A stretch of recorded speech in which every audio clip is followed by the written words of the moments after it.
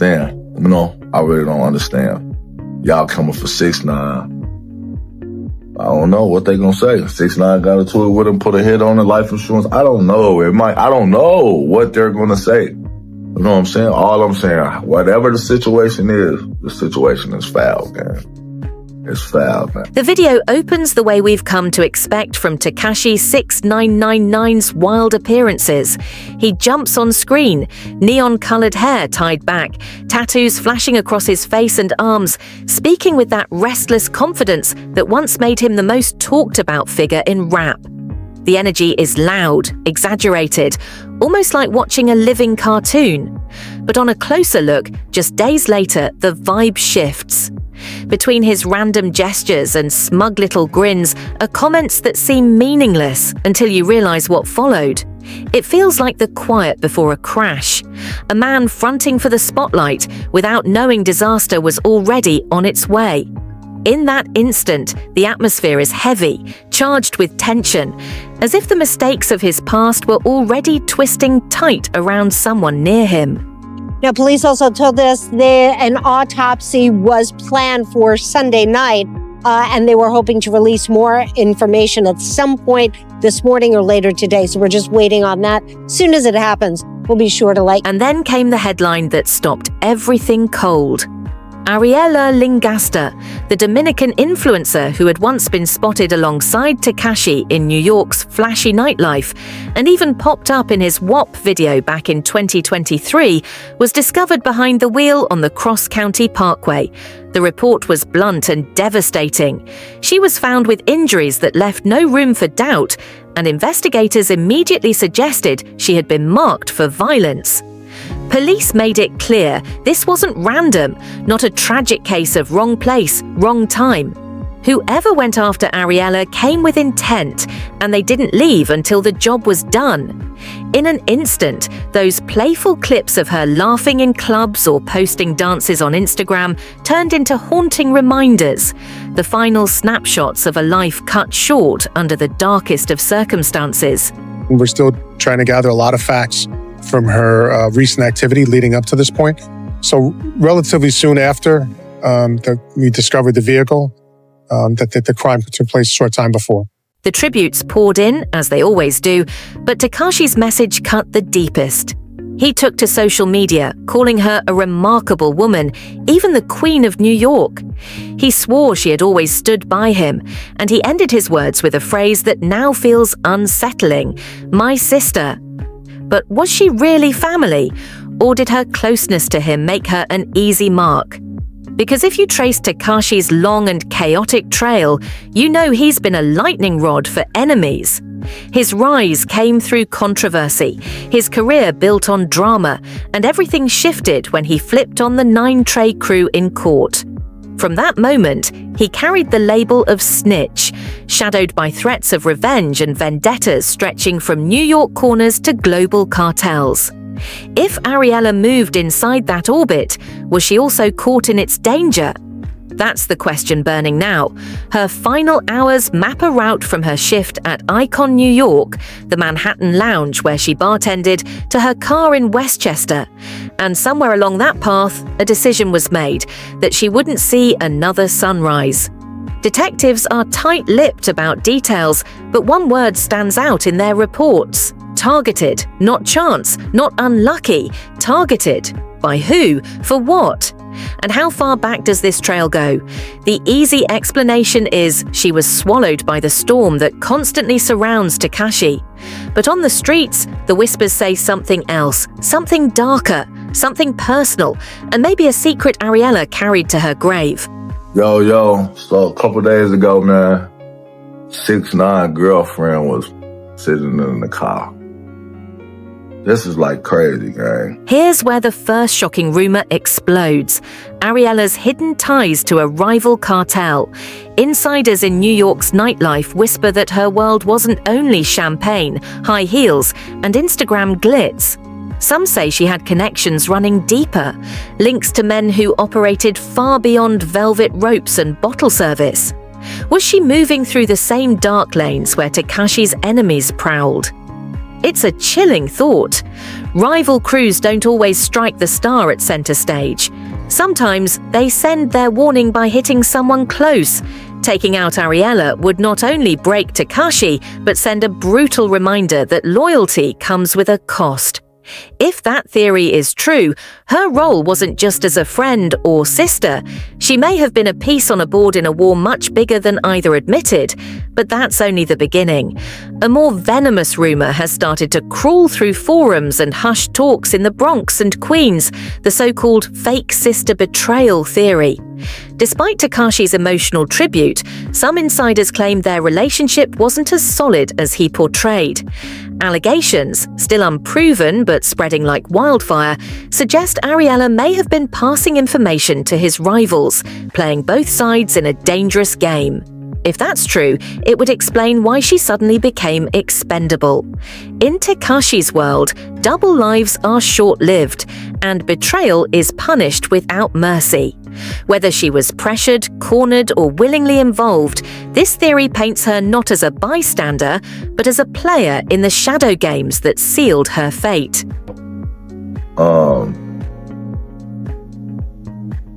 Y'all crazy, man. Y'all crazy. That's really crazy, man. The image of Ariela as a glamorous nightlife favorite collides sharply with the darker rumors now circling.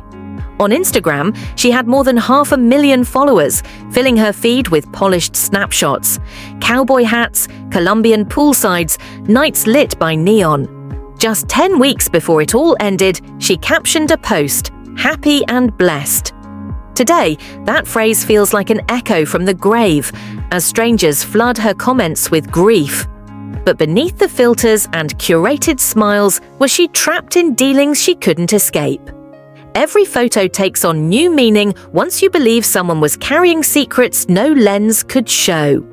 At her workplace, she was praised as a brilliant, humble soul, an angel of nightlife. Yet, what if even those closest to her never knew the full story? The silence from investigators only sharpens the mystery. Authorities admit the case is ongoing with help from state and federal agencies, but their refusal to reveal details leaves a vacuum. And in that silence, speculation multiplies.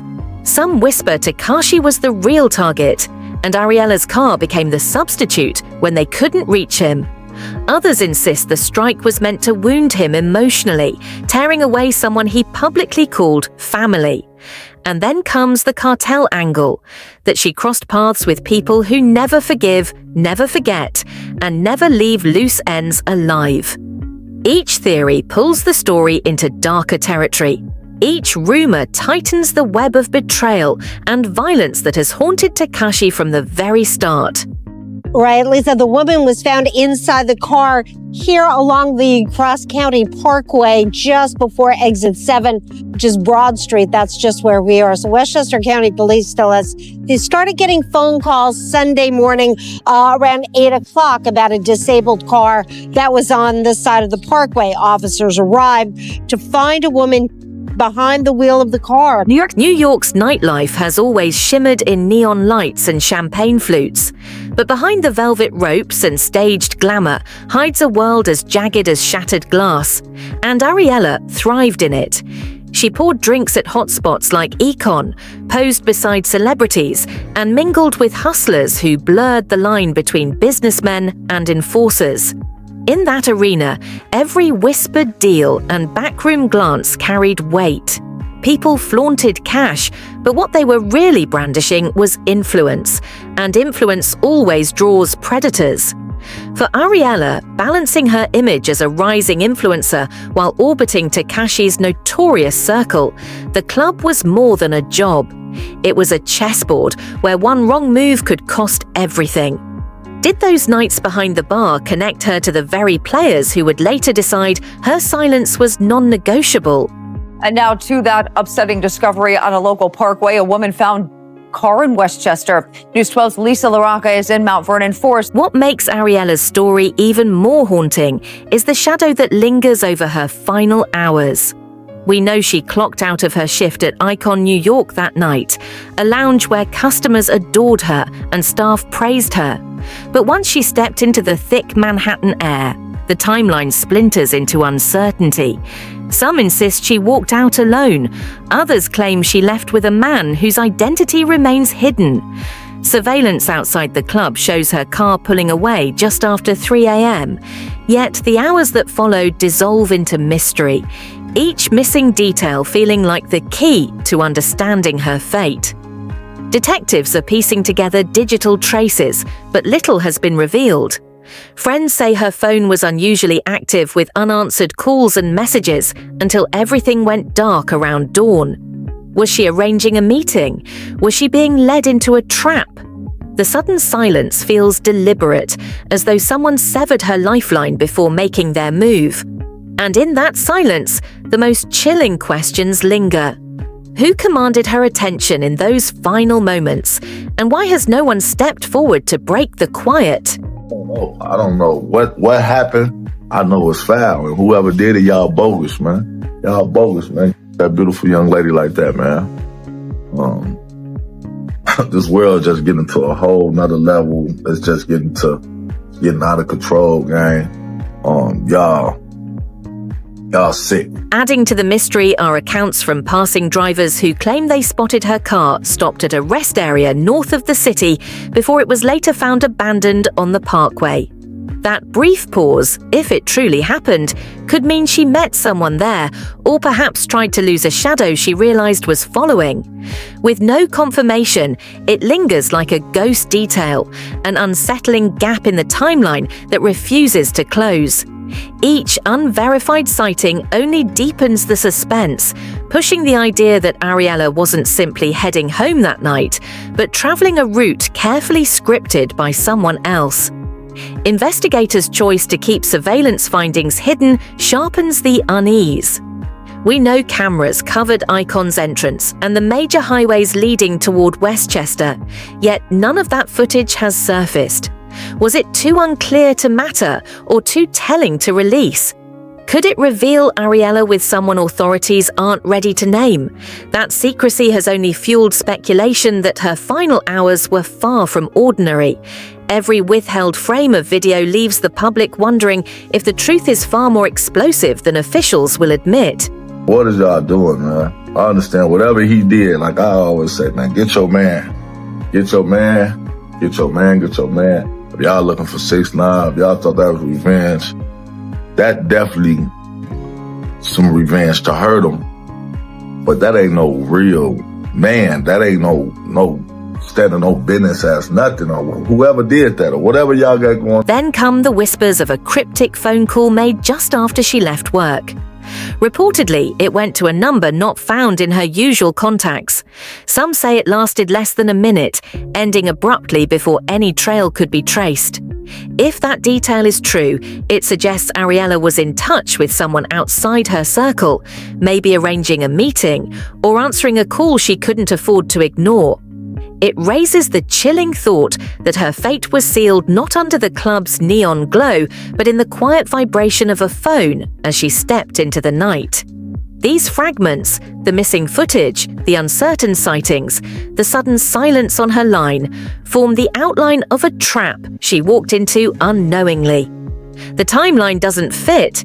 The holes in the story speak louder than the facts we have. Her shift that night was ordinary. What followed after Icon was anything but. It's in the unreturned calls, the unseen faces, and the dead air on her phone log that the true mystery of Ariela's last hours continues to linger, refusing to disappear. So 6ix9ine was telling. He was hanging out with these cops before they even went, like he was telling, the drivers telling on him, everybody's telling on each other, right? So he's sitting there. You know, that's the biggest excuse. That's what Nicky Barnes, back in the day, he was on the cover of Times. He told because his man was with his wife. He was saying he was with my wife. But then again, he told on 100 guys. Because let's be honest, New York's club scene is more than champagne bottles and Instagram facades. It's a playground for entertainers, politicians, athletes, and shadow players pulling strings in the background. Money moves fast, deals are struck and broken in a single night, and rumors travel faster than the liquor being poured. Ariela's beauty and presence made her stand out in that world, but that spotlight also painted a target on her. With talk of cartel ties slipping into the narrative, the question looms. Did she stumble into the orbit of people Tekashi had already infuriated? Or worse, was she unknowingly cast as leverage? A chilling reminder that even those he called family could be touched. We lost the code in hip-hop. Now, is it played out? I watch other podcasts like, yo, that don't matter no more, this, that. Does it not matter no more? And I believe 6ix9ine, when he told, he gave guys 20 years in jail. All the guys he was like, oh, but he f***ed my wife. Oh, but he did. That means nothing. And that leads us back to Tekashi himself, the self-styled king of chaos. His entire rise was fueled by provocation. From the day he stormed onto the rap scene with rainbow hair and aggressive anthems, he seemed intent on making enemies. He sparred with rappers, mocked whole cities, and when his 9 Trey connections caught up with him, he stunned the culture by taking the witness stand. That choice, seen by some as survival, by others as treason, has followed him like a curse. He walked free by trading testimony, but in exchange, he earned enemies for life. Ariela's death may be the bill finally landing on his doorstep. Could this have been the message rivals waited years to deliver? Court transcripts still name Tekashi as a key witness, and the men he put away remain topics in rooms he can't control.